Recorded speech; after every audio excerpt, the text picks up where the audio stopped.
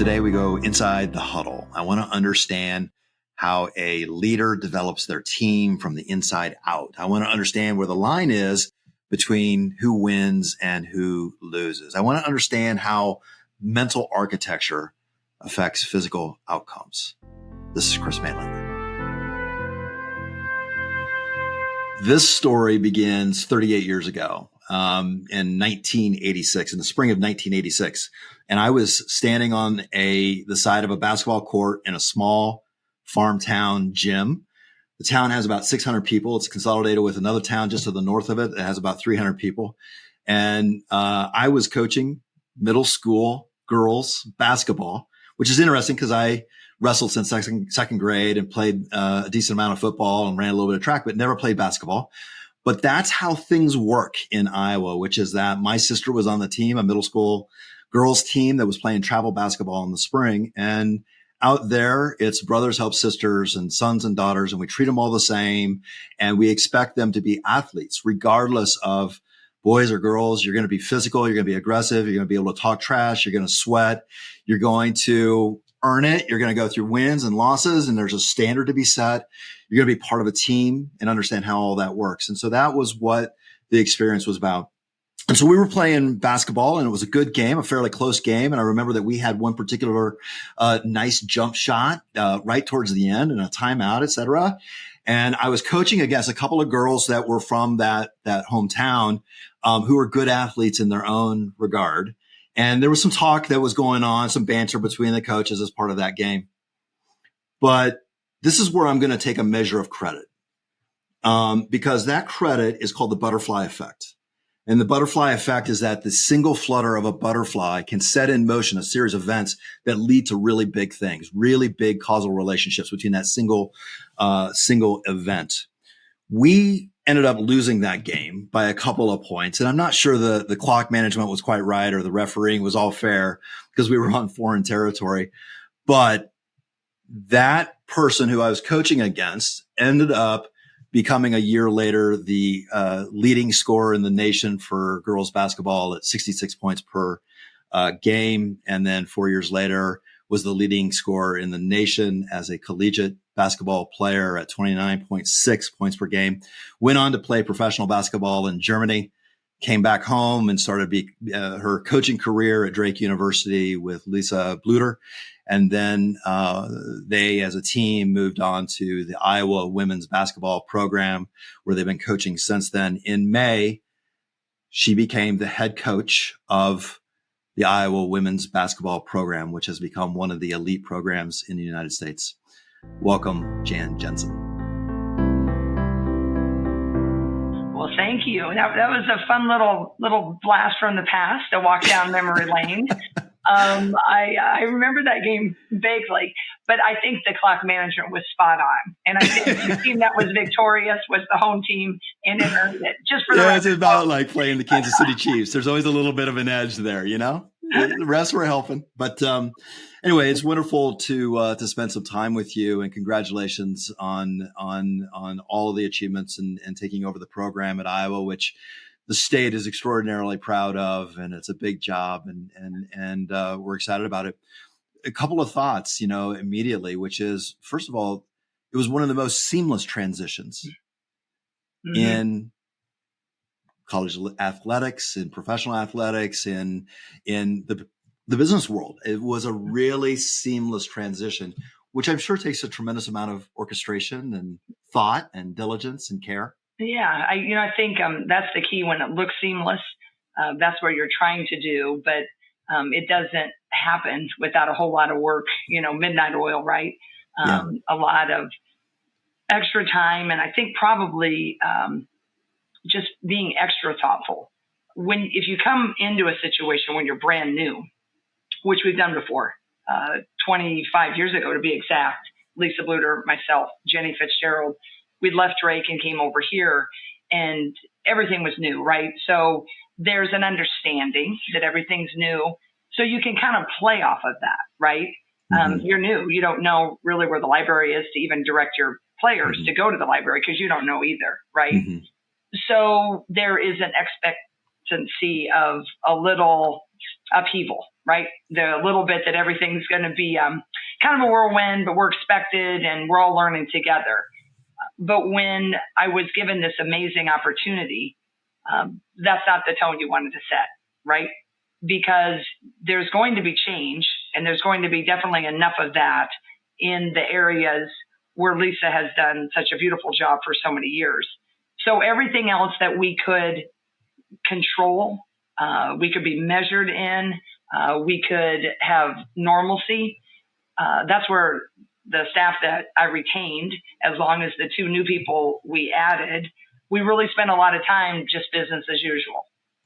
And just making sure that they saw a comfortability. The current players, I think they were key because, with the portal now, if you follow sports, they easily could have jumped in that portal, especially a couple of our key players. They needed to know that it was going to be fine. And so that's where I kind of started with the baseline of everybody that had stayed or was returning, making sure that they always felt comfortable. And it was easy. And then the things that were different, I'm leading a huddle, right? The spring practices, or, we're walking in and they're not seeing Lisa, so they know that's going to be weird. But I had to also act like that.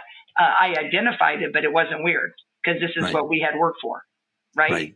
The only thing that was the surprise was the timing, right? Lisa and I talked about that for, 5-6 years. If and when that time came, but I was never pining for this office, right? It would be great, but it was never like, well, when am I going to get that corner office? Right. So a lot of things helped me make it seamless. But I think that's why it was, it did happen and appear so because we did work on it. Everything we could really measure and control that could be seamless, we really focused on that. And then everything that was new, we just try to minimize that.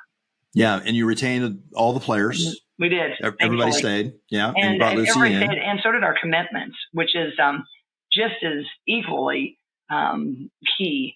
I think that was one of my most relieving moments is when we called everybody, and that was probably the most hectic when, in our world, when Lisa announced her retirement. We have an incredible leader, Beth Getz is our AD, and she really formulated the whole plan. And she had it down like a timing sheet for like a game, right? When the national anthem's going to play, right? Introductions, all the things. And she just laid it out. She's like, okay, we're going to announce her retirement. We're going to wait 15 minutes to let everybody kind of absorb and let her have a moment. And then 15 minutes, we're going to drop it. Because if we don't drop it, I'm really worried about the portal. And that's going to give you and Lisa time to formulate your game plan. So then Lisa and I, we just worked phones. We were in her office at the time, not mine. She was in one side of it. I was in the other. And we would start a call and then we'd throw each other the phones. So it was to a returning player and I was with another returning player and we flip it and into our recruits. And we just went through the rising seniors to the rising juniors, to the rising sophomores, to the rising freshmen. And then about at the end of the hour, she was pretty spent. I was too, but I had a lot more ground to cover. Right. So that was a pretty powerful day. And they all said yes, the ones that had committed. And then everybody has held so far, recruiting. On the recruiting side. Yeah, the top of the nation's other ones, I think it's been seamless. So now whether we win, whether we get them or we don't, I don't think it'll be because of the transition. Right. Yeah, brilliant game plan associated with that. So has there been an inflection in your mindset in terms of you've been a longtime assistant, long time with Lisa, and then now it's your team. Does it shift? Is there a way of thinking about it in a different way? I think the best way I have said it is, I think anybody who's, you've been your own boss or when you're running something, right, is you have a really good, typically a right hand and a left hand, right? And Lisa, I think she'll tell you she felt really good about myself and Jenny Fitzgerald. So as long as Lisa and Jen and I had worked together, that was 32 years. Right. So Lisa and I, we would have been together that long. So there was a lot of shared responsibility, right? Like we talk about a big issue and, we were all throwing in our opinions. But at the end of the day, I understood that the good and the not so good, it rested with, Lisa's chair. Mm-hmm. So shifting over, no matter how close I could be and, I'd like to think helpful in all of those decisions and shaping it, you do feel that ultra sense of responsibility because it all ends here now. And I get that. And, I think when you hire people, I hired a tremendous head coach, Division II. She chose to come back. She played for us. I attracted another gentleman who was an assistant at North Carolina. Mm-hmm. You feel responsible. They're coming in, so you want to make sure their experience is good, let alone all the young women that stuck with you and their families. Right. So I think that is the biggest difference is I have always felt that, but now I'm not sharing that with 32 years of experience.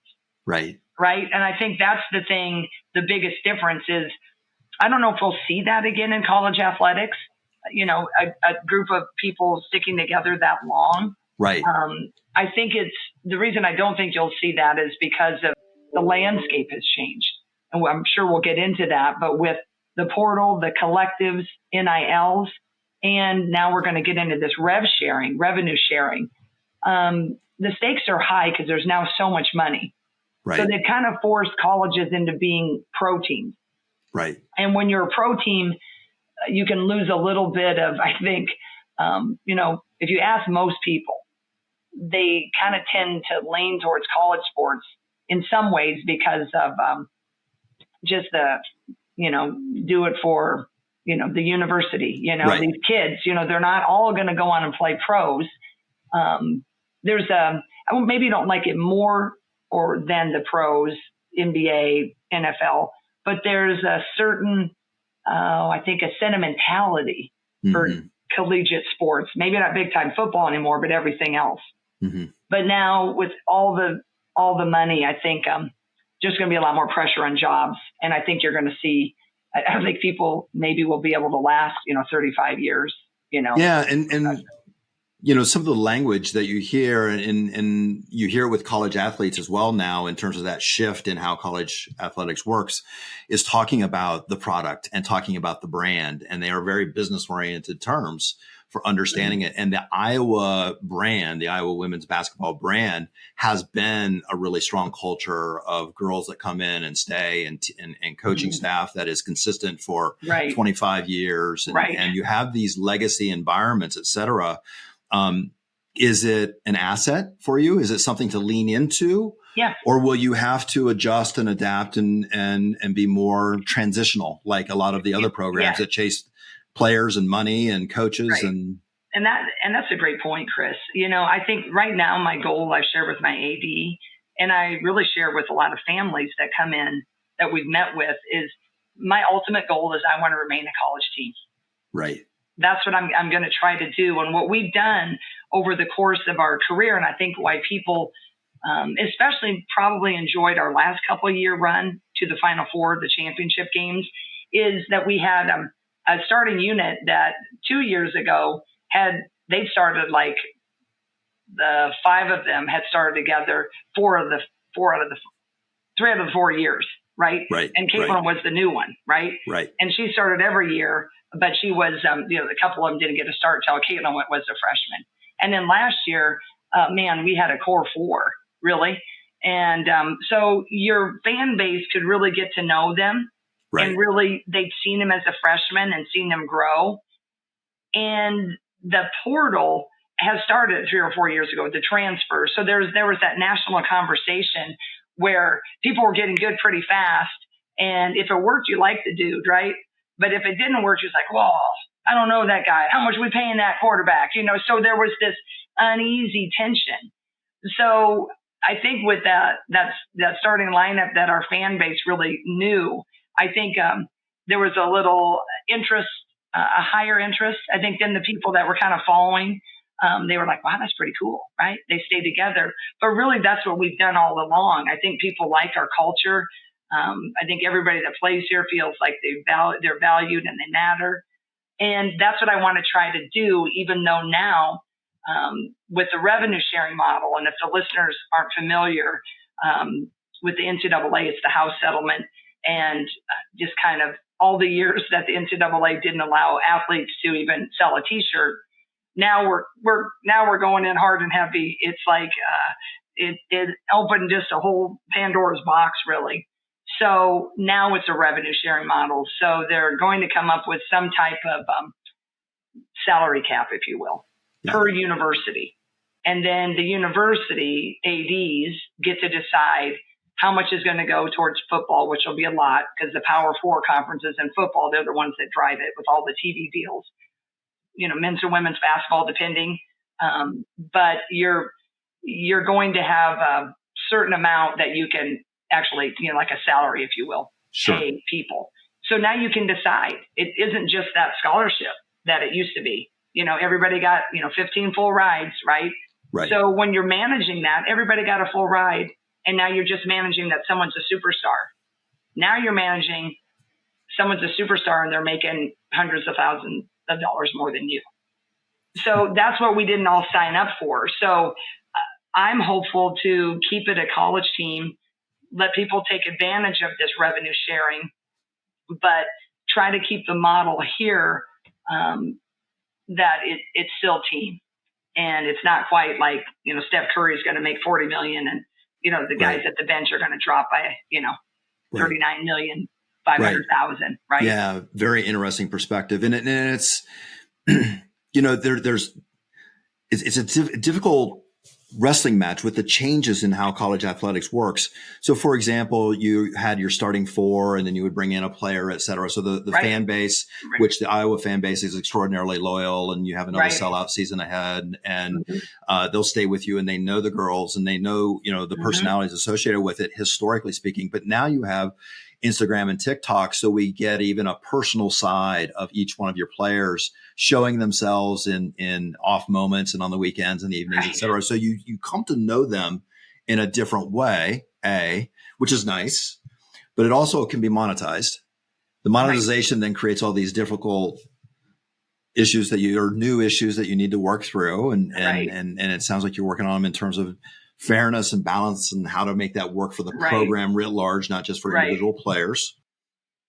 And then at the same time, I think that one of the recognitions from, the Caitlin effect of last year is that attention can be monetized. And when it gets monetized, you have a platform to do more. Right.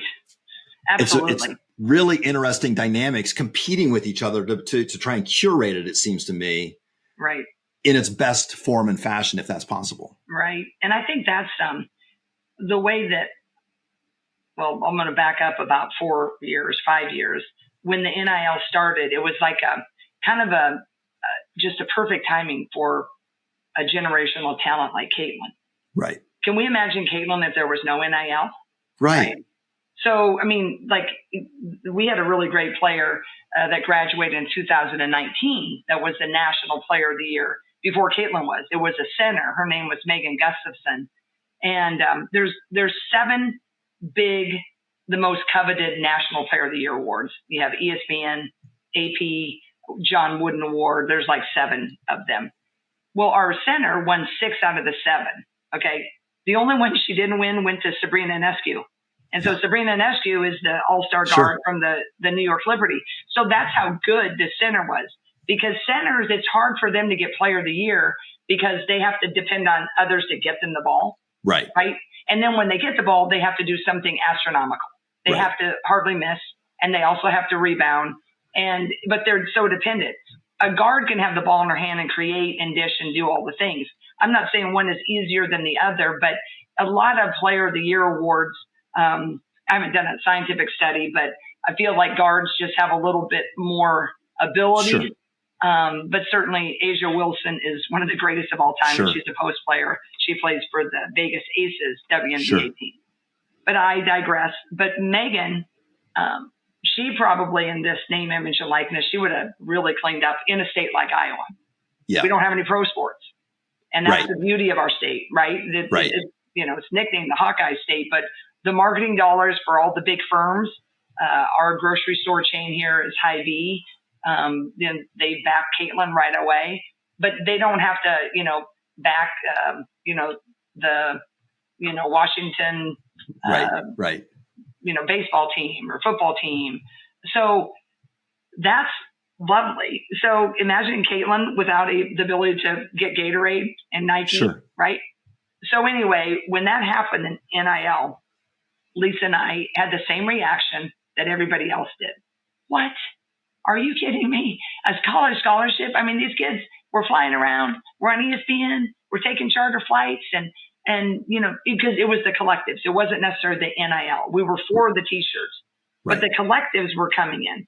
Collectives were these boosters that now could pay, you know, give to a fund, and now it was legal to give to the fund, and a lot of them are not for profit. So then all the things that players used to do for free everywhere, you know, go to a food pantry, right? Go to a hospital. Now they were being able to be paid through the collectives for the public appearance. Right. So at first it was like, what? You know? Well, then we decided, we were sitting right here and we said, look, we got to get on board or we're out. Because you can't go into a home and sing the virtues of, you know, 2000. Right. Now everybody's like dollar signs on top of wanting to go to a program. What can that mean for me on top of it? Because that's the rules. So we just leaned in and embraced it. So we then tried to get, you know, all the opportunities for the NILs and, you know, tried to, within the legal limits is like, hey, you know, help kids like Caitlin, but everybody in our team had something. You know, like there was, you know, Casey's. Sure. Absolutely. You know, gas station, but pizza. We had them were involved with, I think, Gabby Marshall, just local entities. Yeah. So we embraced that, right? So now with revenue sharing, it's the same feeling. It's like, whoa. Or what I feel so fortunate and blessed with is I've gotten to be on ground zero of three major things in my recent coaching career. Number one, ground zero of Caitlin Clark. I mean, inarguably, you know, whether you really like her or you didn't, she spun it all on its head. I'd like to think with Lisa's leadership and mine of managing that, but just the way she played unabashedly. Look at me. I mean, she made so many conversations happen. You know, she played with just that flair, and, I had plenty of conversations if she chirped to the ref too much. That's not passionate. Don't be using that as an excuse. That was bad sportsmanship, learning. It's like a parent, right? But I had so many, conversations with people like, well, I can't believe she acts like that. I said, well, now if a guy acted like that, where's your passionate response? Was he disrespectful, or did he have an edge? Was he, kind of a kick-ass player, or you're thinking that she's, just a negative, bad teammate? So it started, her national conversation started with, should a player, be like, yeah, the Jordan shrug. How dare she do the Jordan shrug? She just had a blast doing it, right? So that started the conversation. And then she did what only another person on the planet, and there's only two people that do what they do, Steph Curry and Caitlin Clark. End of the conversation. Everybody, to me, it started and ended there. There's been much to be made when she came into the WNBA as well. She got too much credit because a lot of people had been great before, and they had, but no one was shooting from that distance consistently. No one had a fan base that just, it reminded me of the Beatles sometimes on the road. The old, I don't mean that, that's kind of a little hyperbole, but it was crazy on the road. So all of these things, watching that grow, I got to be part of that. I mean, very few have gotten to coach a GOAT, like a Michael Jordan or whatever. Then ground zero of figuring out NIL for a GOAT, right? She had a great family. And then I think they hired a great agency at the right time. Mm-hmm. We've never had that before. Learning how to manage, agents and superstars. And so we got to be on ground zero of that. Hard, yes. Making mistakes, yes. But it gave us all this experience to now recruit the others. And now ground zero of rev sharing. So it's like no one knows the formula for that. So that's what I think. Is it hard? Have I lost a lot of sleep about that? Am I wondering how I'm going to do that formula? Yes, yes, yes. But I just think to be on ground zero, right. and that's really rare, right? When you think about it, like I wasn't on ground zero when I went to Drake, right? There are a lot of players that came before. When we came to Iowa, it's brand new, not ground zero. There's a plan. How can you make it better?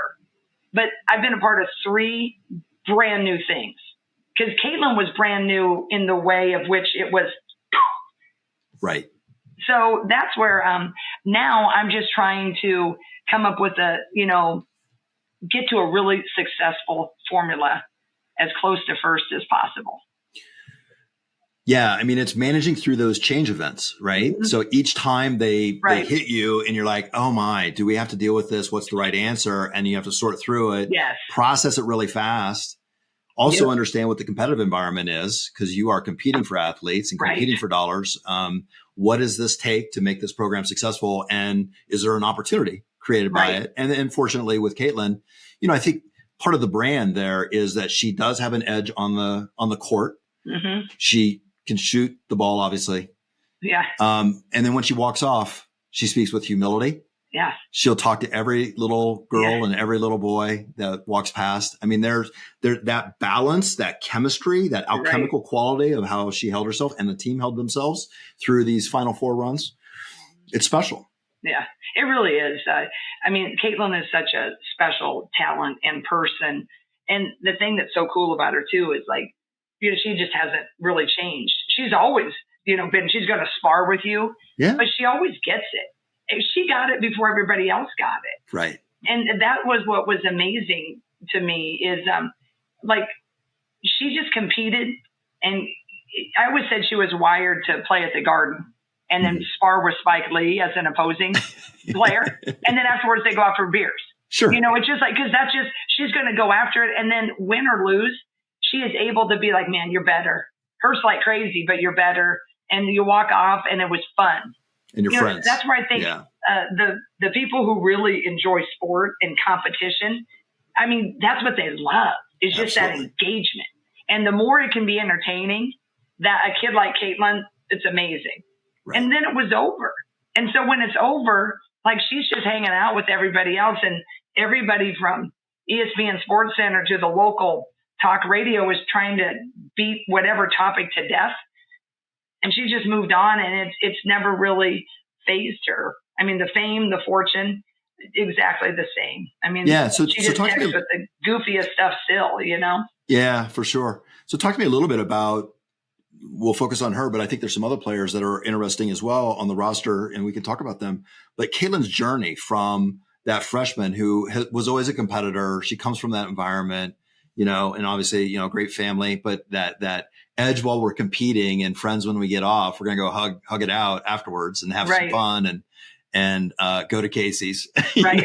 Exactly. So talk to me about that evolution of her growth over the while she was on the team and the maturing process. Yeah. I mean, that was the fun part. And I feel so fortunate, and any college coach will tell you, I mean, some of the special ones, you really find them early. And that was a rare one, because I heard about her in junior high, saw her 8th grade, 9th grade. So it's been about a 5-year process. Right. So, getting her was just such a, a blessing. She could have gone a lot of different ways. So you have a lot in the tank with her. Right. And we just always had a great rapport, as did Lisa. But, I did a lot of the lead recruiting. Sure. And, she always kind of had, that little attitude at times, and especially in high school, that could be hard to manage or really support sometimes, because you weren't used to it. But I'd watched her so long that I could get the fact that, I would say she was in her 4th year of French, and everybody was still just trying to master English, right? Mm-hmm. Maybe they were saying we, right? So she was always playing at this level where the others couldn't get to. A, they weren't skilled enough because she was so great. B, they didn't love it like she did. Right. So she had all that going on. Plus, she needed to be refined, right? And her high school coach did a great job. Kristen Meyer's her name. Her family's awesome. And I told Lisa, I said, if we get her, I said, I just feel like we got one job, and that's to tame her but never break her. Right. Because you don't want to break that spirit of, that kind of, it reminds you of kind of like a horse, where they will flare up sometimes. Sure. And, Lisa said too, you never want to say whoa to a racehorse. Right. So that was kind of our mantra. And then when she got here, it didn't come without its moments, right? And she'll tell you that too. You had to have some knockdown dragouts of like, no, that's not acceptable. Sometimes as a coach, we had to kind of look the other way where, the rest of the players are like, what? But it's like parenting. If you have some, kids, sometimes you don't always treat this one the same way you treat that one. So the process, so talk about that.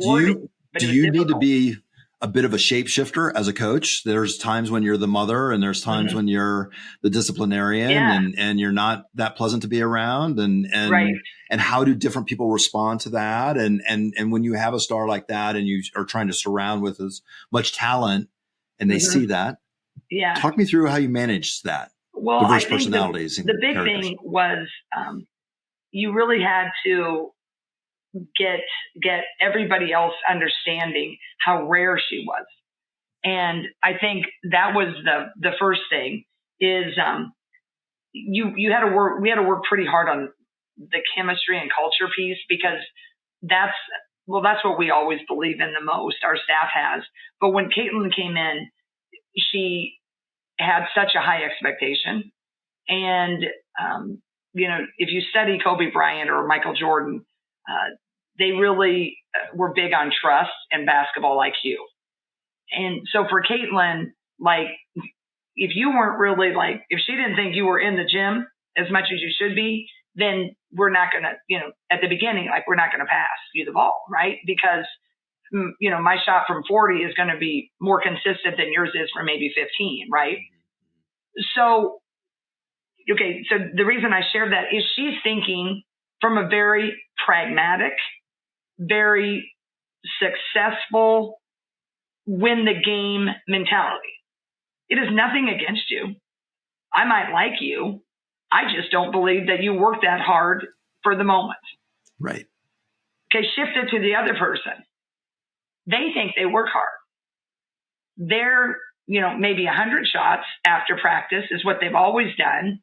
And they get their feelings hurt because she looks them off. She doesn't pass.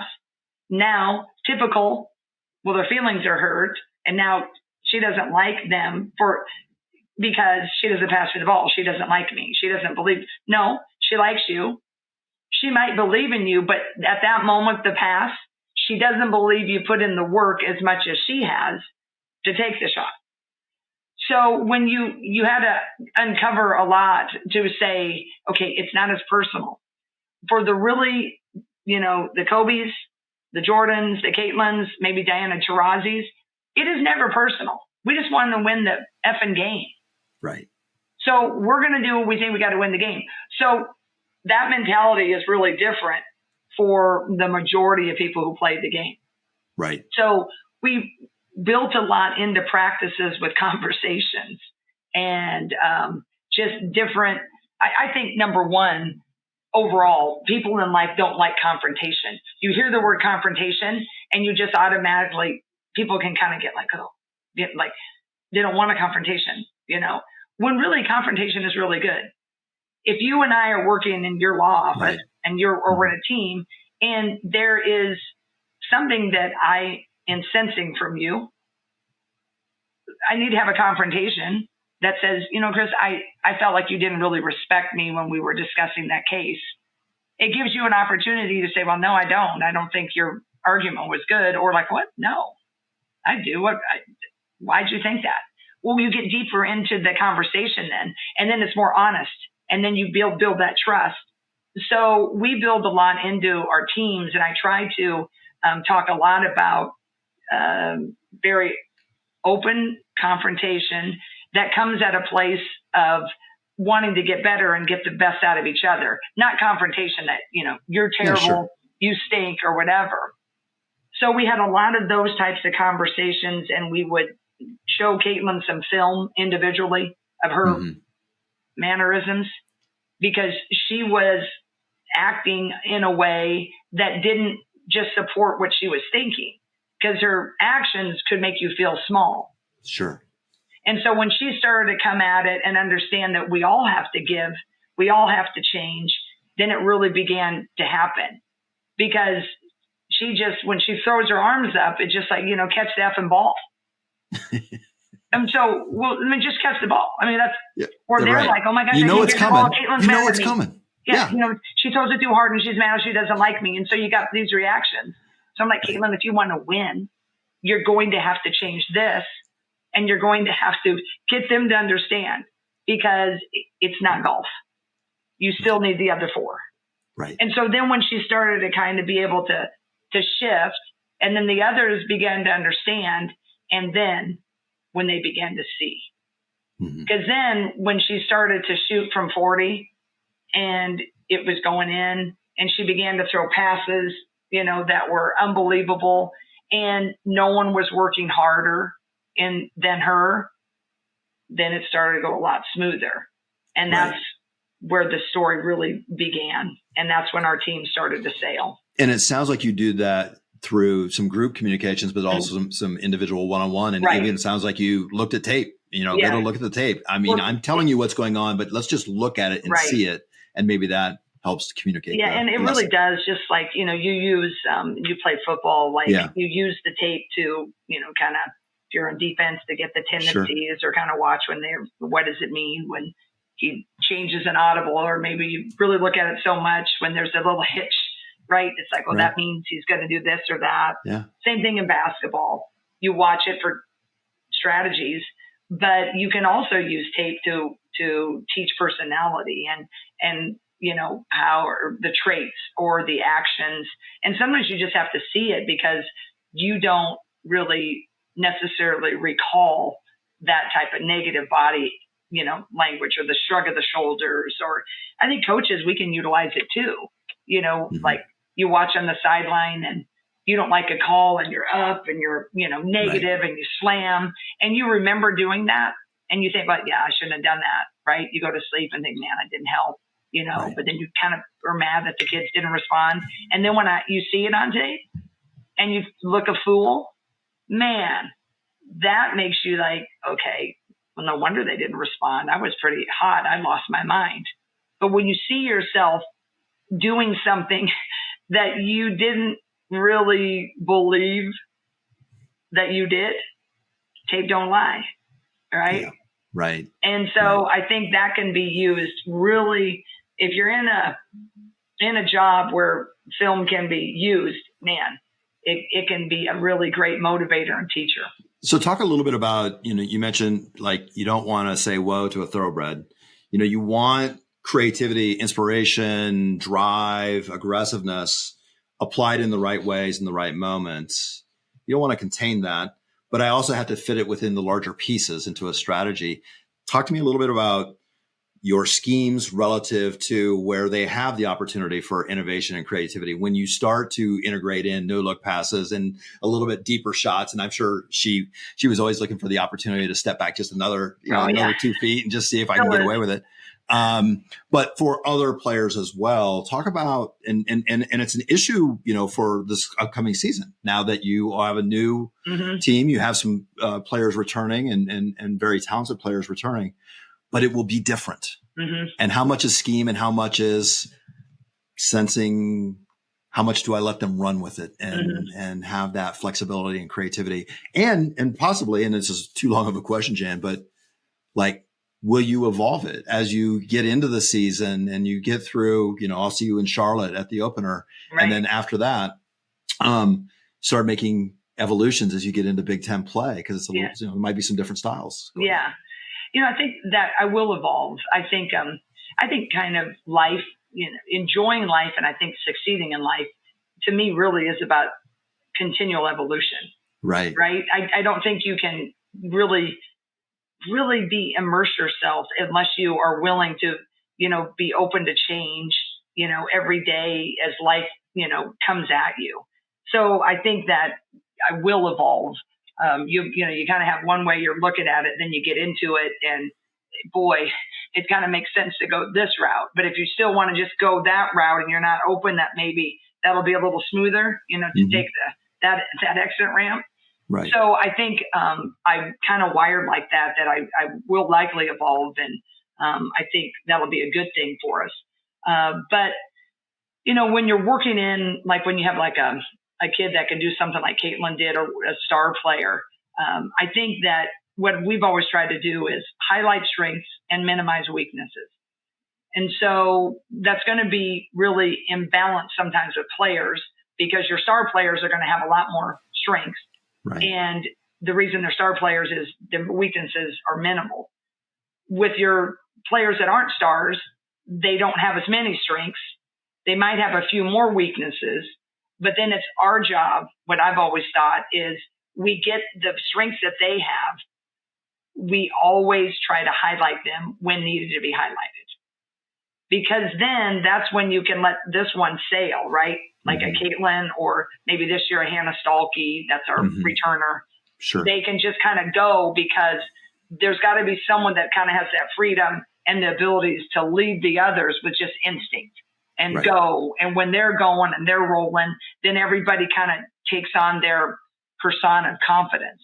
But when they get stopped, good teams are going to slow you down a little bit, and slow you down maybe enough where you're taking a tougher shot.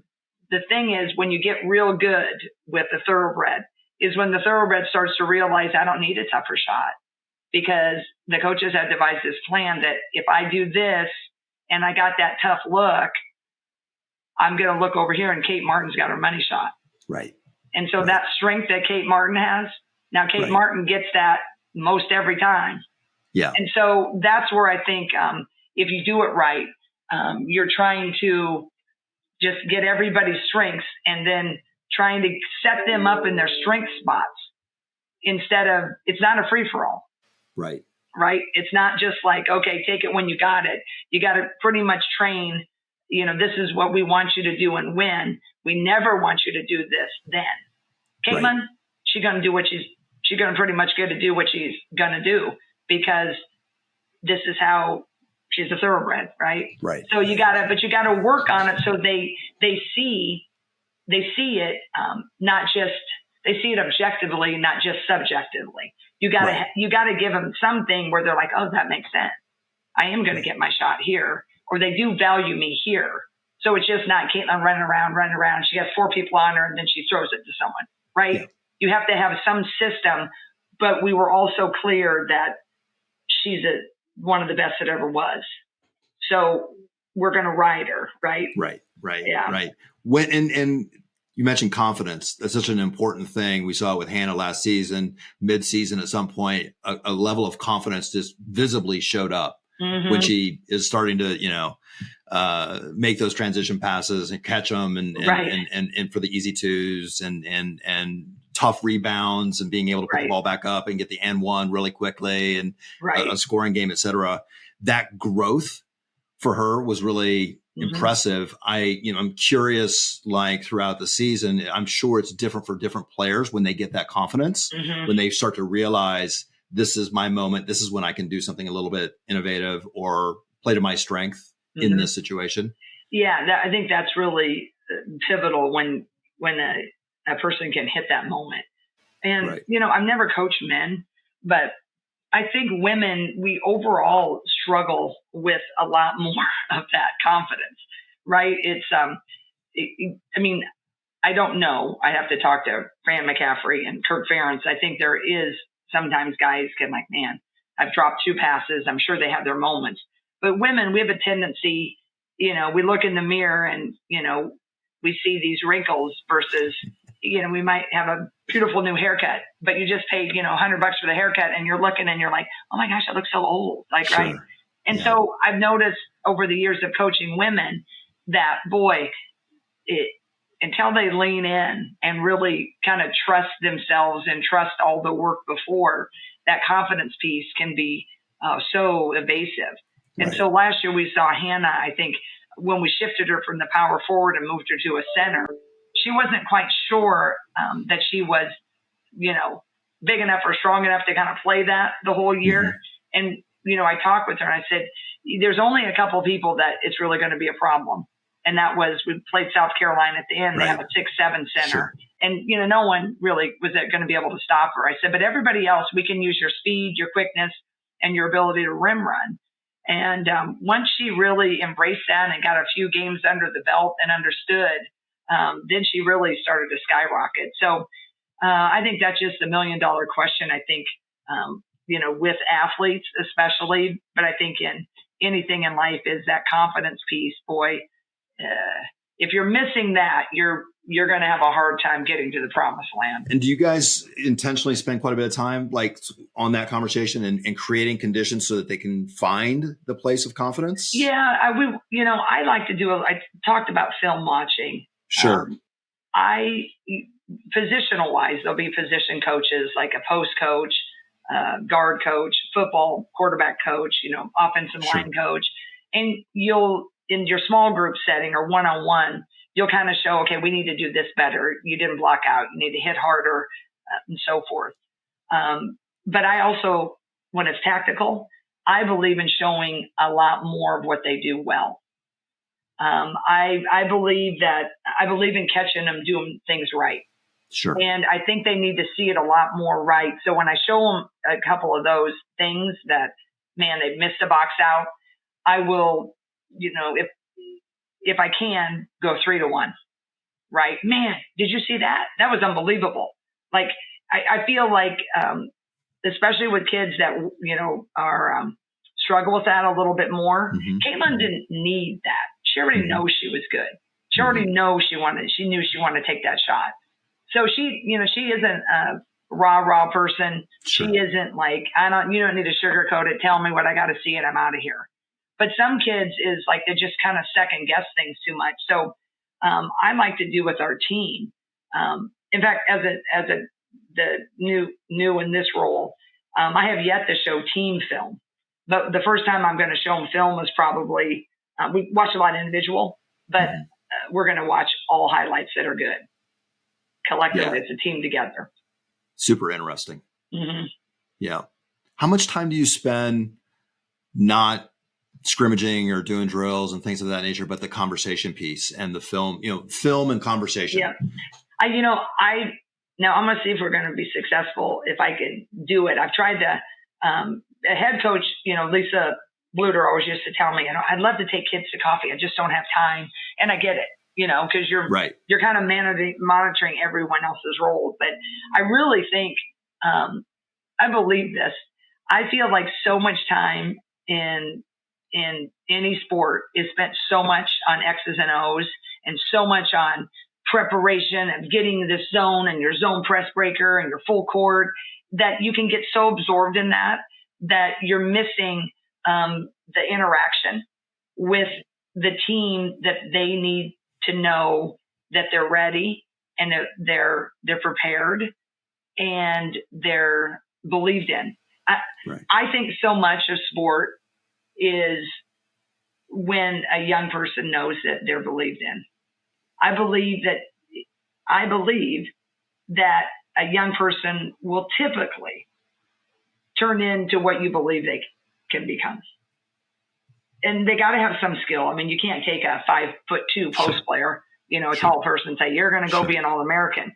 But if you're starting with a pretty competitive baseline, if you just fan the flame and you lead them a little bit, but if you really, really believe in them, and it's got to be real. Like I can't believe in a kid if I think she's terrible. Oh, you're going to be great. You can't do that, but you can get them through those rocky times. If you're really believing them up, then all of a sudden they just start taking on that persona of how much I believe in them. Pretty soon they start to really act a little differently. So I don't think that can win you a national championship, but I think it can get you in a space that every day the practice is very competitive and it's very enjoyable. And there's a sense of confidence that continues to grow. So I'm a person that believes that one-on-one conversations are hugely important. And the fact that there is open communication and a dialogue that not just talks about their basketball, but that kid that they know a coach values them for who they are as a young person off the floor, as well as what they are on the floor, then the belief in them as a player really takes root, because they don't feel like it's so transactional that, well, coach only believes in me when, we win and I score 20 and I get 10 boards and, but if I don't perform well, she doesn't care what grade I'm getting in chemistry. So I think all of that, when you're working with young people, is of ultra importance. And, if you follow our program, I have gotten so much credit about coaching big players. That's who I used to be, my position coach. And I've hardly ever talked at any clinics. I get asked to do, talk about the big play. And I just feel like it's so much is they've done it, but they've done it because I believe in them and we give them opportunities. So I really believe in that one-on-one piece. So talk to me about like recruiting when you're out on the road and you obviously have led recruiting and have travel. I see where you go and you're on the road nonstop looking at players. We've talked about the physical attributes and their ability to play the ball at a certain level, et cetera, but also their ability to fit chemistry, fold into a culture, their ability to develop confidence in themselves. I think that people are wired in different ways, and some are going to find their confident moment earlier. And then there's a game knowledge awareness. Caitlin was off the charts in terms of her ability to see the court and know where the pass is coming and be able to execute on it. But you're working with kids that you're watching from, like Caitlin, you started watching at 13, 14 years old on through. You're picking them up in high school when they're still young and developing quite significantly. Do you think about that? Do you look into that, which is like, hey, I think they're wired in a way that's going to work. They're going to fold in. They're going to ratchet up the scale and improve as a player to a level where we want to be. Yeah, you do. You have different, they get your attention because they're skilled enough, right? When you go watch them in all these summer leagues, or you're watching them, in a high school game, typically after you've identified it in summer. So then like Caitlin, everybody, that was an easy one. The harder ones are like, you're not quite, are they power four? Are they big enough as a center? Are they quick enough as a guard?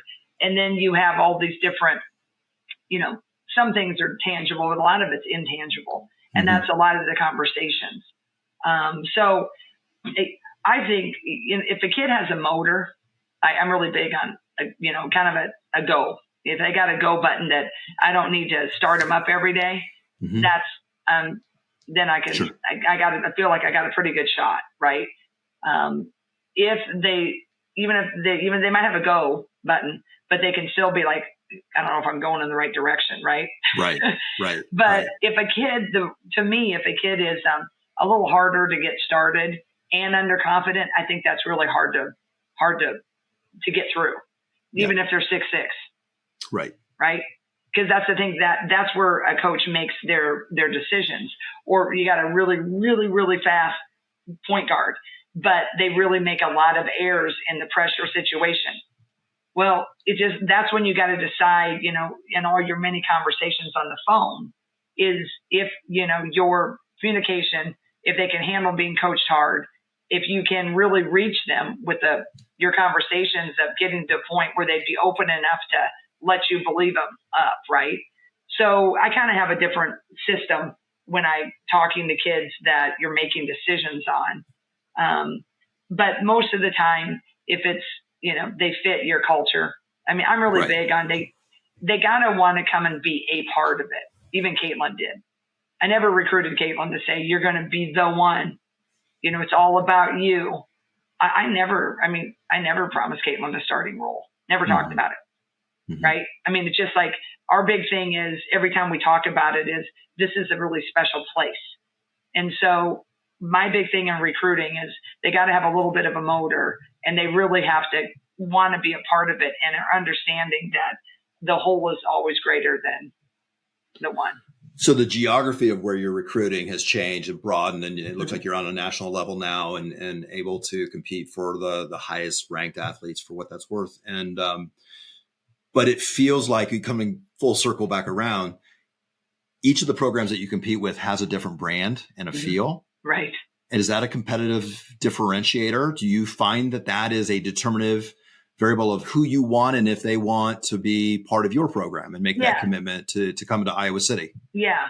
I feel like the imprint now is so much larger. And I think two things helped us with that. Number one, the Big Ten expanded. At the same time, Caitlin was on the scene. Caitlin came on the scene when we had just gone to the Elite Eight. So we've gone to the Elite Eight the year before. Caitlin was a freshman and had seen, and she'll tell you that when she saw our center, I mentioned earlier, Megan Gustafson, get Player of the Year, then she knew that could happen, right? Right. And we were in the Elite Eight, and we'd said, hey, we just need, we need to have a guard that can run the show, right? So then when Caitlin came and the spotlight grew, well, now we're going to play at USC, UCLA, Oregon, and Washington. We already have Maryland, right, and Penn State. So the Eastern Seaboard kind of understood the Big Ten a little bit. Still ACC over there, SEC down southeast. But, they were a little bit more the Hawks, right? They understand University of Iowa, the Big Ten. But the West. So now, when we had some success, that just helped us be more of a name that people recognize. Well, then when they're being, recruited, is our brand is going to be different than UCLA's brand, and different than Washington's brand, and different than Maryland's brand. Mm-hmm. But you sell what you want to attract, right? And I'm selling because this isn't just a job. It's not just like I want another rung on my ladder to get, another top recruiting class. I mean, you live with these young women. Mm-hmm. We, blood, sweat, and tears that you're inviting them into your family. And so I really recruit like we're adopting someone that's going to come and be part of us, right?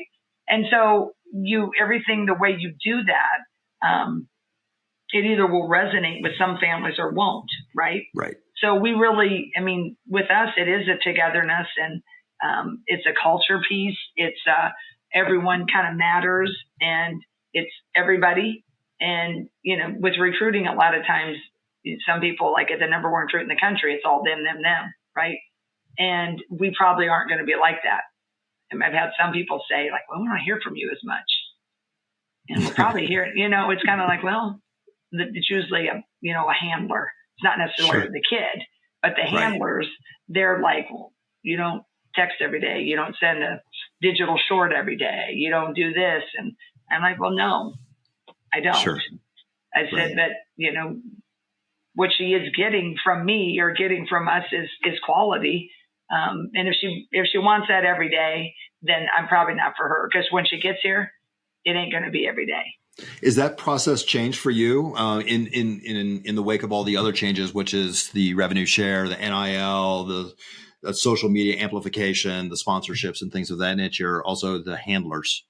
I imagine that oftentimes it is a parent that has been a primary sponsor, et cetera. But I imagine there's also other influences in that decision making that can either make it a better experience or a tougher experience. Yeah. The handlers can be their club coaches. Right. They're trainers, and now agents. And that's what's weird. I just got a call from an agent. From a high school kid. Yeah. Because now the NIL, they can have an athletic agent. I see. But they can have an NIL agent, right? Mm-hmm. And trying to place them. And so it's kind of confusing, but it's just, it adds another business element. And that's where I go back to trying to keep a college program is when, how it usually works. You get here when someone gets pretty good. I got a list of agents I'm connected with, and then their, senior year, like they know who they're going to interview after they're done playing. But now the agencies, they represent talent. There are three, there'll be an athletic agent part, and there'll be a talent like commercials, right? So the agencies can have their twofold. So you're kind of navigating and managing a whole new frontier as, now as college coaches. The level of complexity is significant.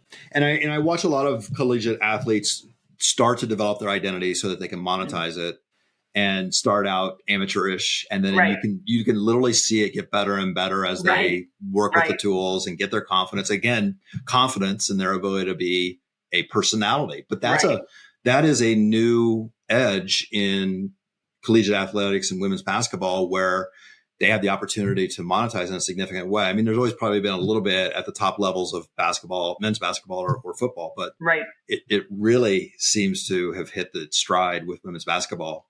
It has. I think, women's sports in general, but women's basketball just is, in the more of the public eye. But it's interesting. We've had to have these conversations of, for instance, with the NIL deals, right?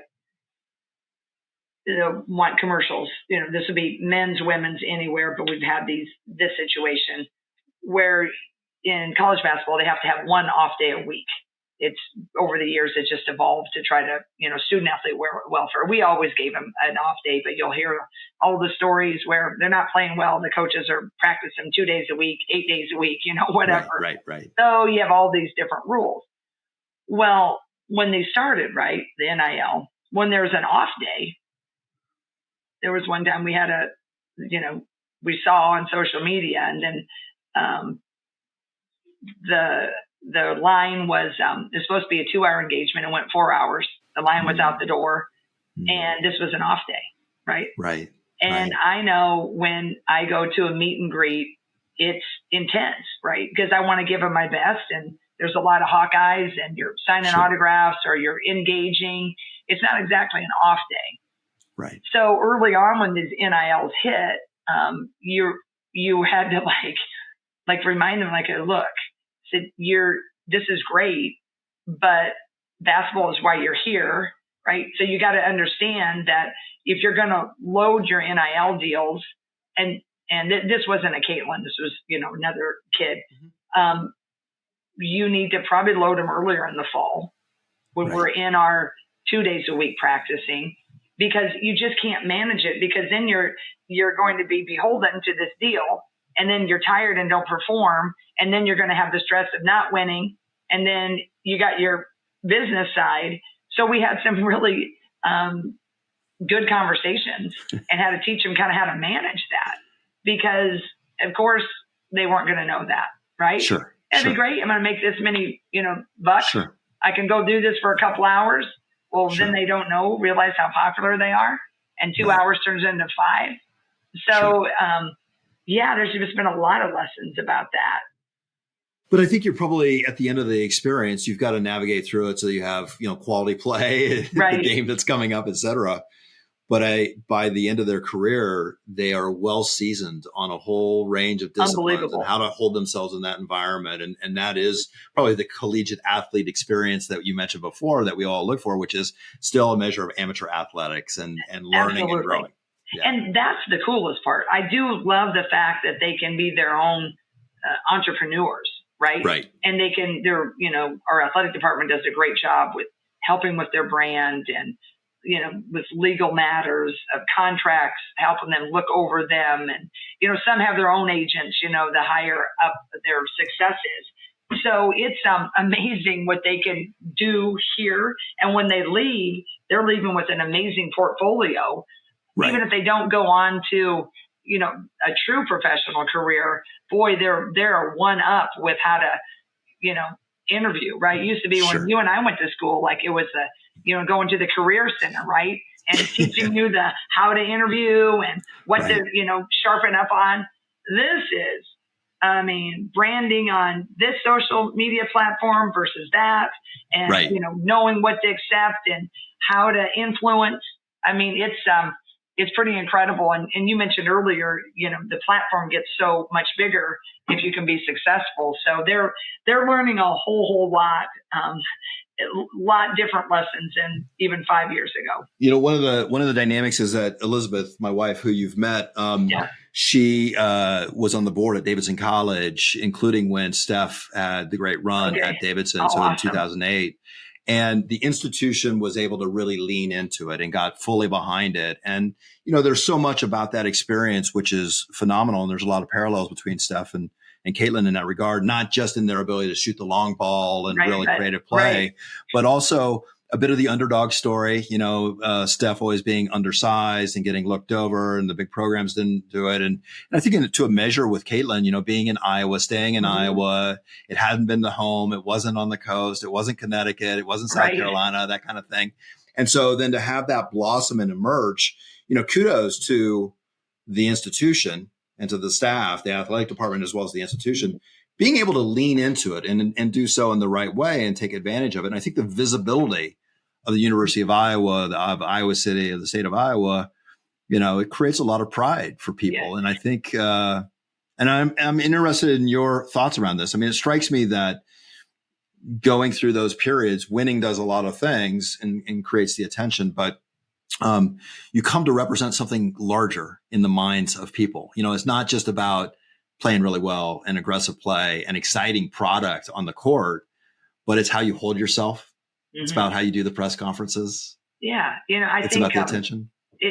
And I think that's what was probably really pretty cool about the last couple years. I thought Lisa Bluder, we were talking after 2 years ago when we got beat in the championship game by LSU. And, you know, we were disappointed that night, of course. Sure. But when you get to that level, I mean, if you're going to stay really down, you know, it's really a disservice to the whole climb, right? I mean, that you get to the top of it, but there was just so much good that happened that we were disappointed.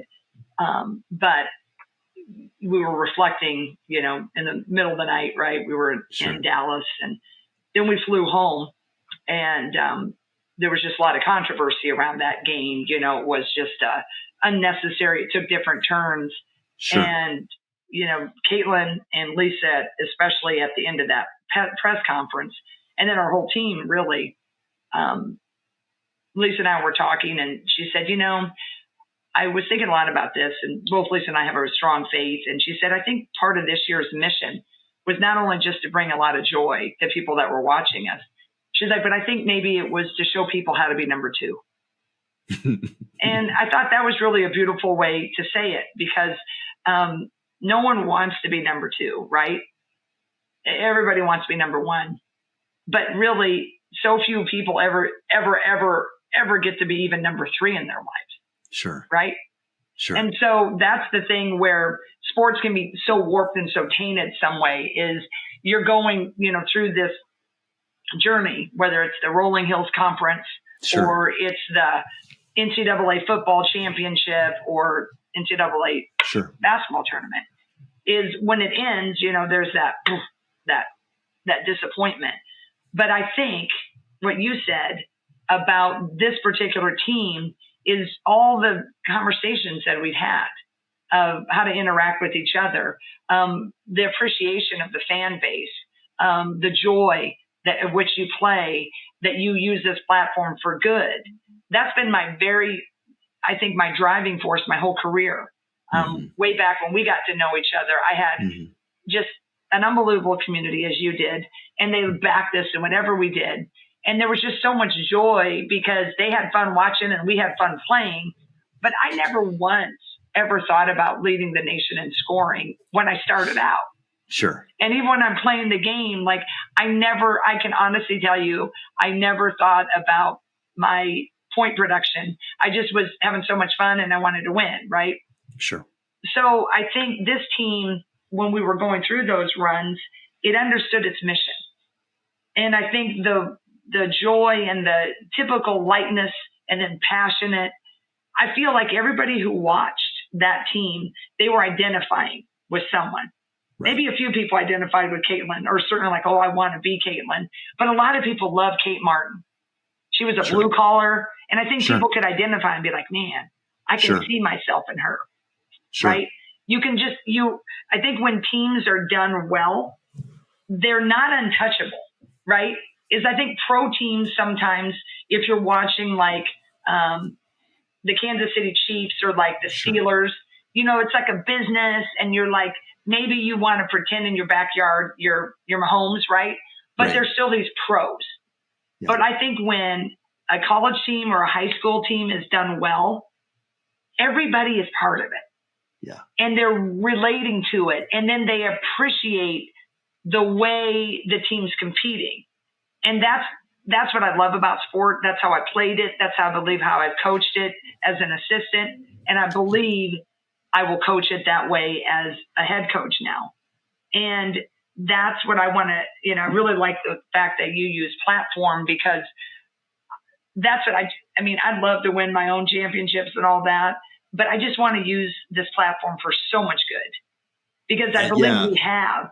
And if there's any standard I don't want to have lessened. Right. It has nothing to do with the wins and losses. It's the way in which this program competes. Yeah.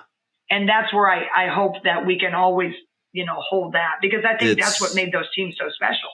It's so important. And I think that's a really interesting observation also about the individual players and people as fans being able to self-identify with somebody that's out there, whether it is Caitlin or Kate Martin or Gabby Marshall or Hannah or Sid or any one of those players, who each one has a different flavor to them, a different chemistry to them, a different feel to them, a different role or responsibility, a different area of flair. Right. And you're absolutely right. I hadn't thought about it that way, which is that, if you're out there and, and you're riding in a tractor, knifing in nitrogen or disking the fields, and you're listening to the game, or you watched it last night, or you're, a third grade teacher in some, small school like where we went to, you're thinking about how you relate to that team. And I think quite frankly, we've been a little bit of a beneficiary based on the way this year broke, but I find all those teams that you become a fan of, and then at the end of the season, it's over. Like these folks are going to, part of the team is going to leave. They're going to go on. We're going to have to rebuild. There's some consternation about what does that mean? Some nervousness about what comes next. We've got it to extend it a little bit, I think, with Caitlin's journey at Indiana, but also particularly Kate's surprise and beautiful season out at Vegas has extended a bit of the energy, as it were. And, and I think Meg, Meg has had tremendous time, and we've hosted 3 foreign exchange students from Barcelona, from Spain.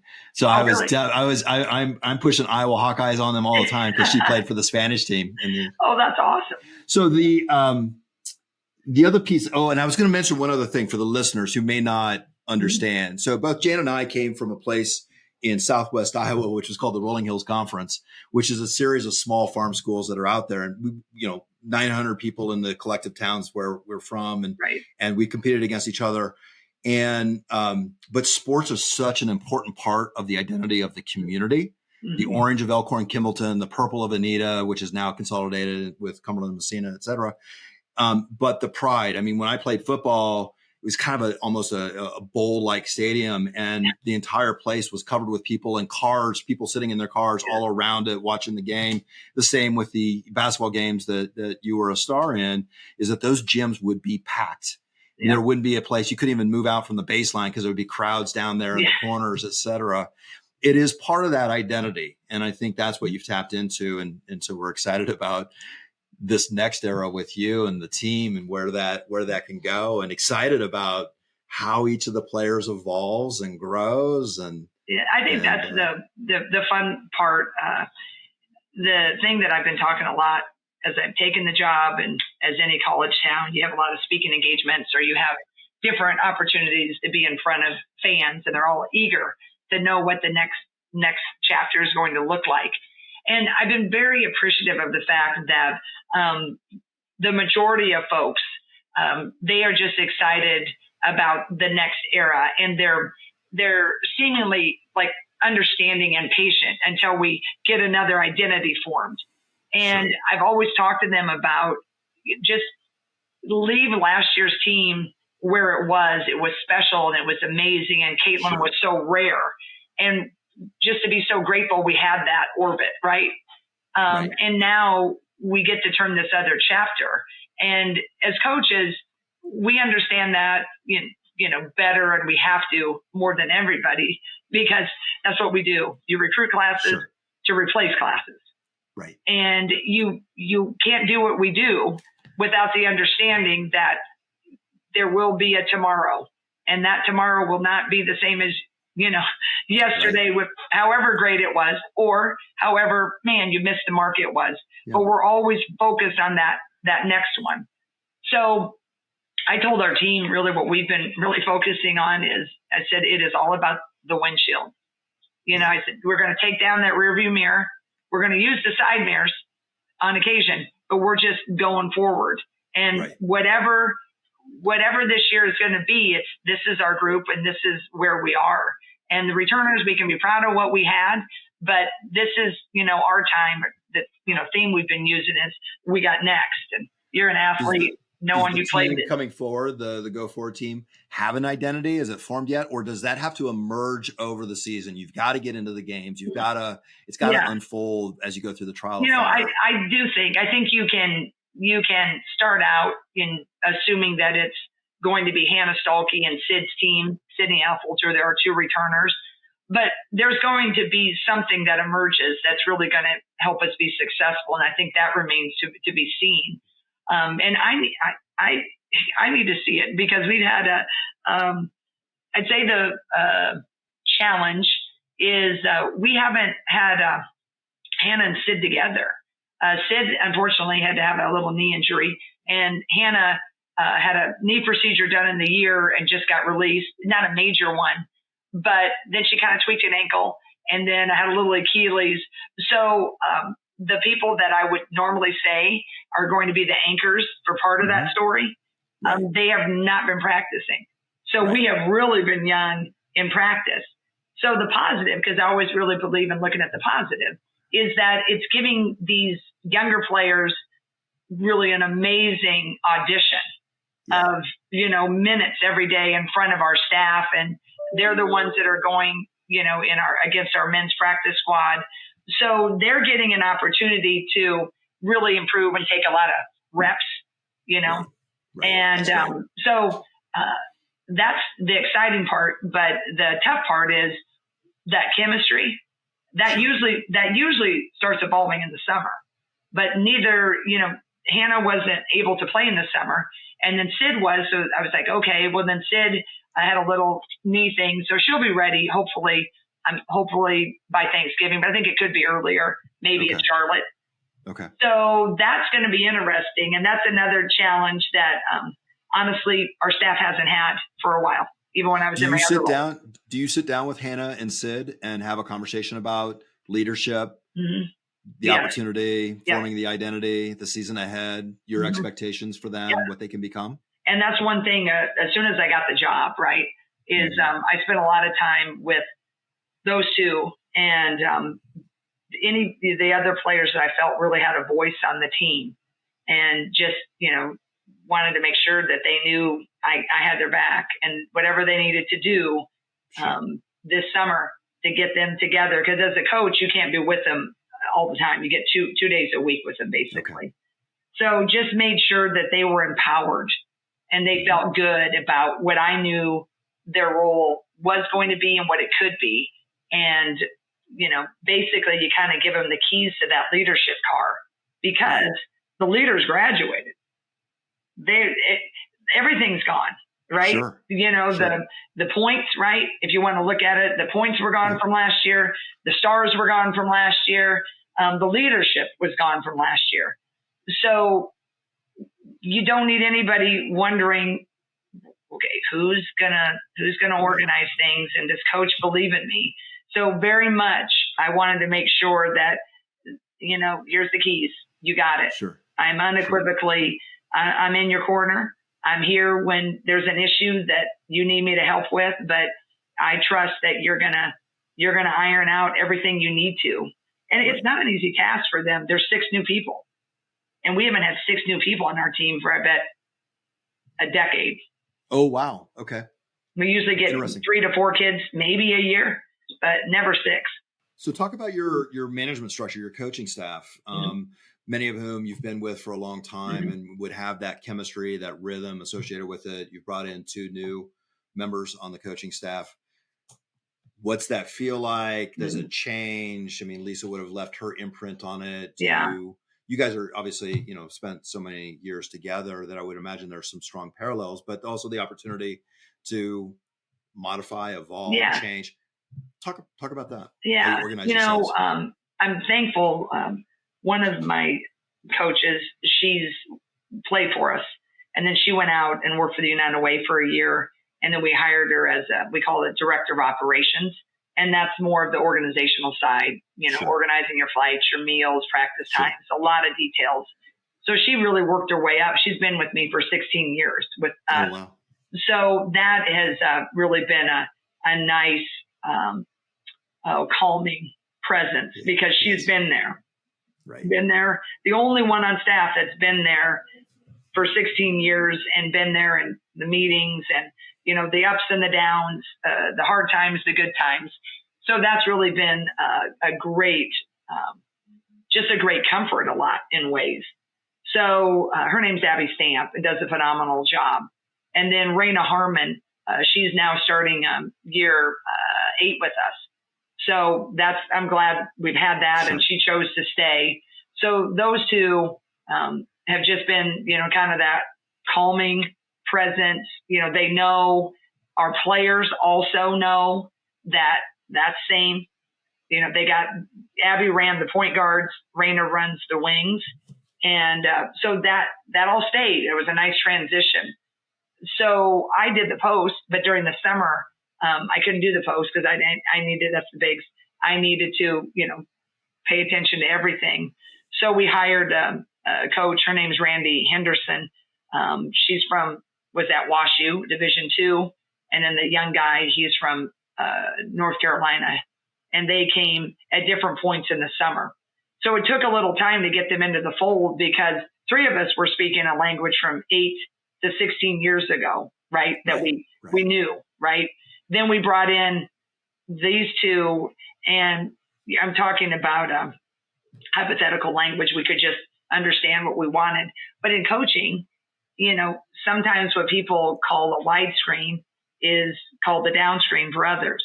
Some people show on a screen, other people call it hedge a screen. And so it's like you had to get your dialect together. Sure. And, I'd say now we've just really started to really hit a great stride with all the communication. Right. Because another challenge I had, Chris, was up until this year, only 4 coaches could go out and recruit. Mm-hmm. Now 6 can. And there could only be 4 coaches that used to have a voice on the court. Now 6 people can have a voice. Oh, okay. So you got to be really careful when you're only coaching about 15 that you don't have too many people's voices coming at them. But I also want to make sure everybody that's on my staff has a voice, right? I want them to feel valued, but how to manage that and how to encourage but pull back, like to say maybe not too much talking at that point. Right. So it's been a very interesting part of my career and growth is to also add 2 more coaches to the mix and get everybody adjusting and feeling they got a voice and getting the team to understand, who you got to listen to in this for defense, offense, all the things. So that's been a work in progress, but I feel like we're starting to really hit our stride with that. And you spend some time with intentionality, crafting those roles, crafting those voices, the right times, the right opportunities. Yeah, I did. I went down, had some help before Lisa and Jenny retired, or they were retired, but they were kind of helping me. Like, how these 6 roles now, because we had 4, and then we got like a skeletal plan, and then they went off to vacations and cruises and all the things. So then I love football, and if you remember, I always loved football. So I kind of tried to see if we could do a defensive coordinator and an offensive coordinator. Basketball doesn't always run that way as much, but I've kind of divided up those 6 where you got someone on that side of the ball and the others on the other side of the ball.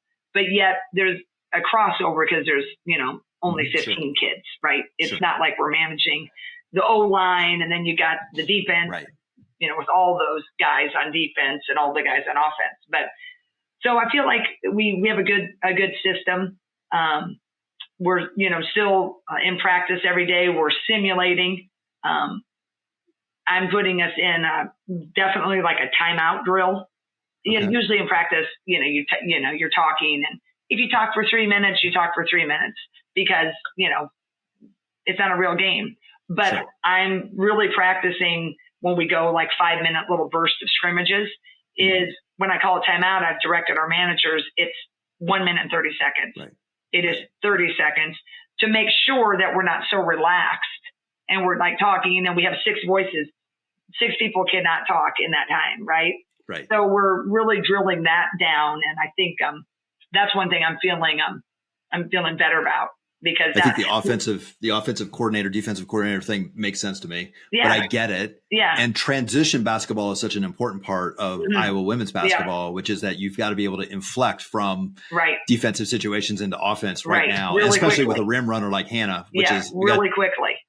Let's go. So we have different people that are identified watching certain areas, right? Right. And then, identifying that. And then I meet with them to make sure that what they're seeing is what I've seen.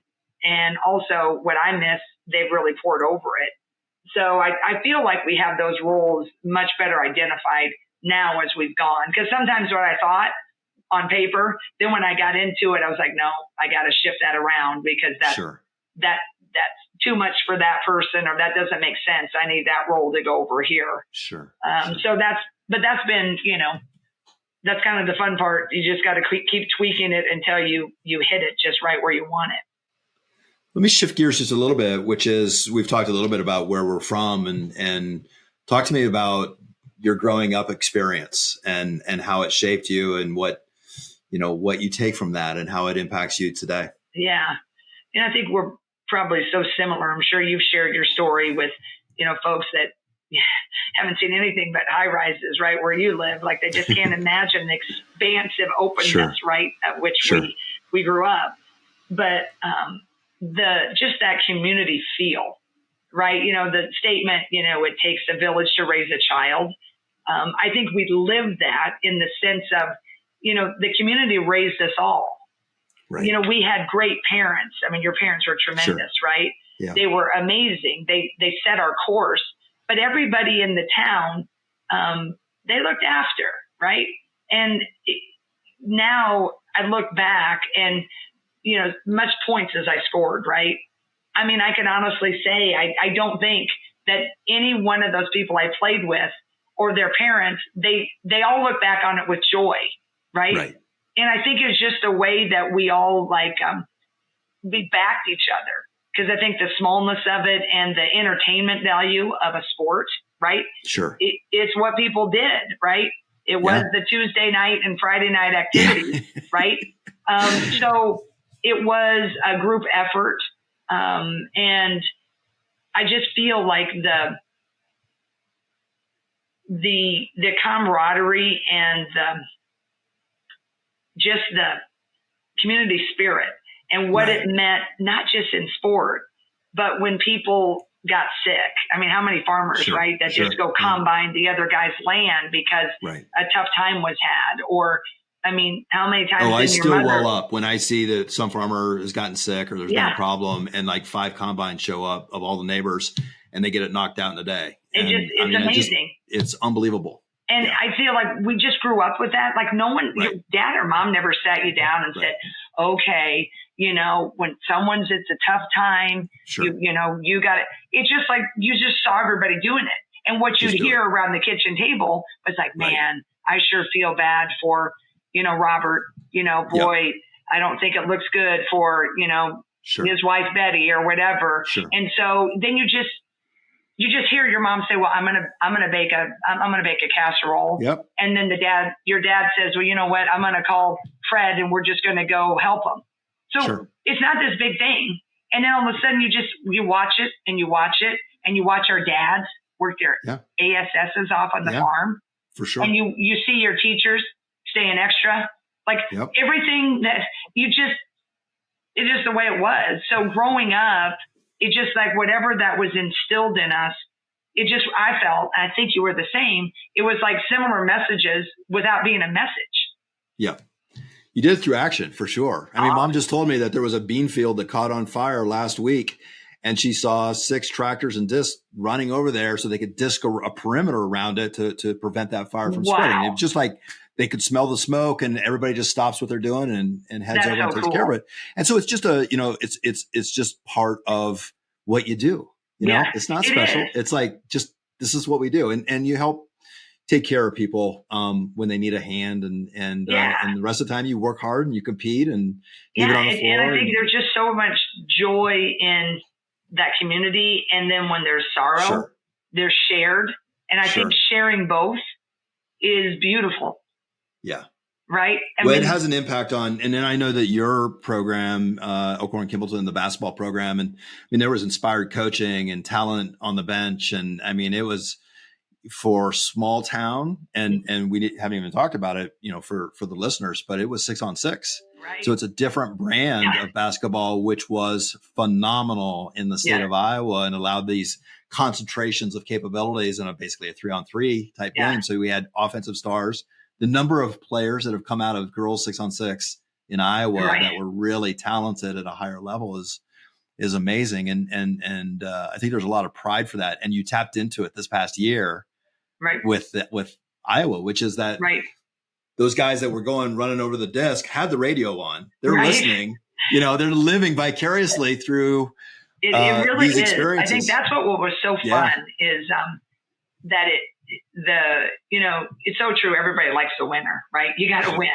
But the way in which you win, I think that's the butterfly effect in a way, right? Yeah. You know, the way in which you win. And then when people feel like, hey, I like that kid, or it's interesting, and then they feel like that I think that joy and that interaction, you felt like you were with them on the radio, or you're watching on TV, and then you kind of set new habits for these farmers, right?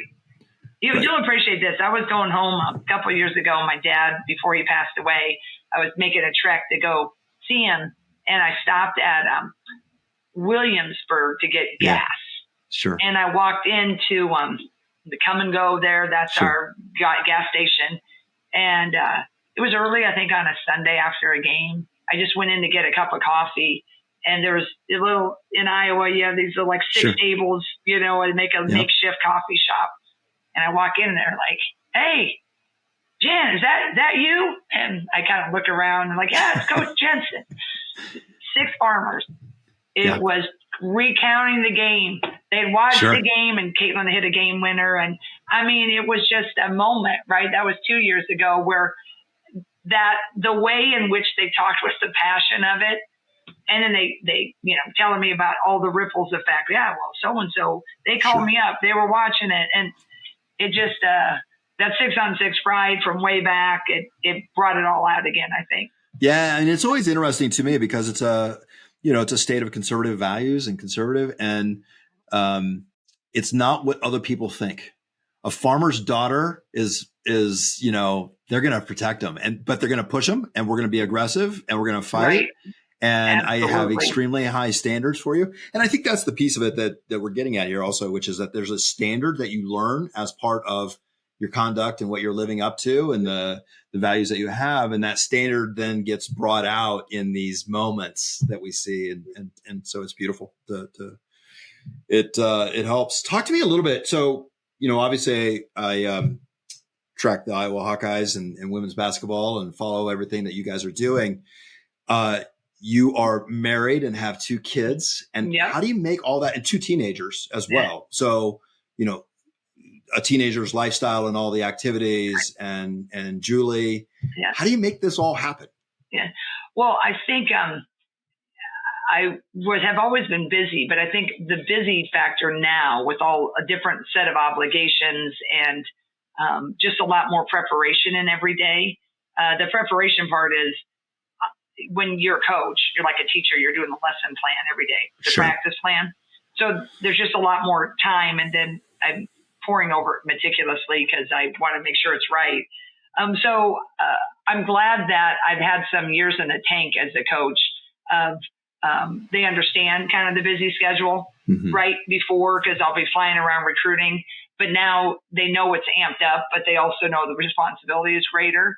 I will say that I feel like, you can't always have it all. I mean, something's got to give, right? And so sometimes, I think since I've taken the job, Julie will tell you, a lot of the family time together dinners, even though sometimes my son plays basketball, he has an open gym, or our daughter dances, like they're all kind of helter skelter. They've been pretty understanding that maybe I've missed that a little bit. But I think any coach's kids or family will tell you, it's kind of like they live it with you, and Sure. they're incredibly supportive. My spouse, Julie, like I've always said, there's Jesus and there's Julie. Yeah. There's not much difference. And just anybody, like, in your peak times of busyness, right? Sure. The other person carries it. And so that's been great. And my kids are just huge hawks. I mean, the best part about being they get backstage passes to Kinnick and Right. Carver, our arenas. Yeah. So there's trade-offs, but the opportunities that they have, and they're, they live it with me, and they're proud. There was Lisa, retired. There was sadness because she's like their honorary aunt.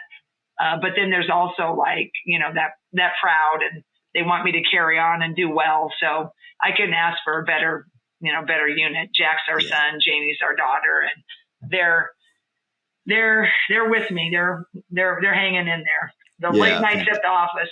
Oh, you appreciate this. We had Tuesday off of practice, and we made our kids commit to going with us on our child tradition to the local pumpkin patch. Oh, is that right? We said, can you commit to this till we're 40? You're 40, because this is, we love this. They're Sure. all, now they're big. So they did, teenagers. We had fun, and we were going to eat dinner afterwards. And as always, any college coach will tell you, I was trying to get my recruits to call me at the perfect time. Right. And we're just pulling into our favorite dinner spot, and the phone rings, and I look at it. The two kids are in the back, and I'm like, I got to take this. And Julie's like, no, this is our family dinner. And both kids, they look at the name and they know who it is. Like, oh yeah, she's got to take that call. Oh, that commitment could mean so much. And then they get on. Julie's like, why? Why are you going to tell us to take this call? And then I'm like, kind of go. Yeah. So then after I get off the phone, the conversation goes well. And then I walk in, and Julie just said, she's like, I can't win. She's like, the kids, they want you to be at your job and recruit, so I'm not going to battle it. Fantastic. That's wonderful. You've been very generous with your time. I got one last question. Yeah, I'm honored. Thanks for having me on. It's fun. Yeah, this is great. So I would do the math. I'm 56, so that probably makes you about 55. Yeah, that's right. As long as you're in this position, what's the trophy? What is the legacy that you want to leave as part of this? A lot of the work that I do is around decision making, and it has all these different variables, and there's everything from the play clock to the game clock to these long arcs to then these trophies. And a lot of times I'm working with folks that, we're looking out 5 years at a time, and what is it? Is the trophy A? And then secondly, what has to be true by when for me to accomplish that? What needs to happen? And you've talked about a lot of the changes, for example, within collegiate basketball and all the dynamics that are going on there. So there's a lot of things changing. Mm-hmm. What is it that you'll need to do to achieve that trophy? Right. Well, I think I'll talk professional sense of the new age of the new rules of the job. Is my trophy will be if I can operate in the same manner 5 years from now as we are now, because we've really operated with an everyone matters philosophy. And it's really hard to do when you have like a Caitlin Clark and the kid practicing against her every day. I mean, every day. Right. And they never get in, and they're not really recognized when you go out. I mean, you really got to work. I mean, like Caitlin, she doesn't need me to go, man, that was a nice game, and put my arm around her shoulder. But the kid who guarded her every day, that's the one that needs you. Sure. They need to know that that's the one I need to chat with, right? Because the world's not telling her. We're all saying, like, Caitlin, I mean, man, we still can't get enough of Caitlin, right? I can't either. But at the end of the day, every one of those kids, their status is exactly the same. And if we don't really remind them of that, boy, they can get lost. So I want that same feel now being forced into a pro model, of which I'm going to have a salary cap and we can do however we want to do it. So there's going to be some really good kids that I believe will want to come to play for me, but they won't be allowed because the purse might be a little bit bigger somewhere else. Sure. So I still want to win with the kid that wants to come, that maybe won't, they're okay deferring a few of those dollar signs because they want this good teammate and want this good teammate and want this good teammate. Yeah. And that's going to be hard to do because all of us, and we're taking a job, you want a job that's going to pay you the most money. Right. And you want to like it. So I want them to come. I want them to like it, but I may not pay them the most money. So that's my trophy, because I think that college should be collegiate.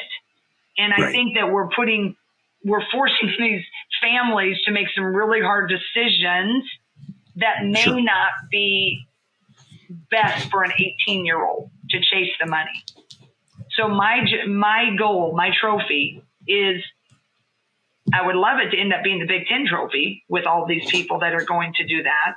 But if I can put a team together that's competitive, that is loving each other, they're really all really great kids, and they're not all going to make the same. You can't do it. I don't think you can't survive with, I'm not saying they're all equal, but making it feel like that.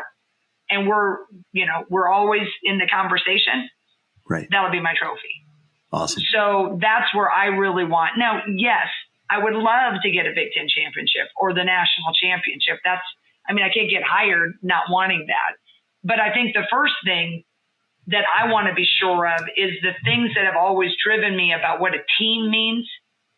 I mean, there's a reason I didn't jump to the WNBA. I didn't want a salary cap. I didn't want a GM. I didn't want all the just winning. Right. Right. I mean, people want to win, but I mean, when you're talking to those pros, there's a reason there's a threshold in football. Like, they look back on all these character checks, and some people let a few things slide. Sure. Because they want to win, right? They got to win. Sure. Like, I as a college coach, didn't have to do that. Like, and it's women, that's using a bad example, but it's like, I want to win, and I want to win where everybody's part of it. So that's kind of my trophy there. And then I think, when I took this job, the beautiful thing is, no matter what happens, nothing can take away what was. I was part of something incredible, right? It was amazing. And that ride, I'll never forget the ride, all of it. So that is there. But am I going to be less than if I never recruit someone close to Caitlin? Am I going to be less than? I wasn't that great if we don't, get to the third national championship game, even if we wouldn't make it. Like, I don't think it would be wise to use that type of measurement, because to me, that's just all about the end.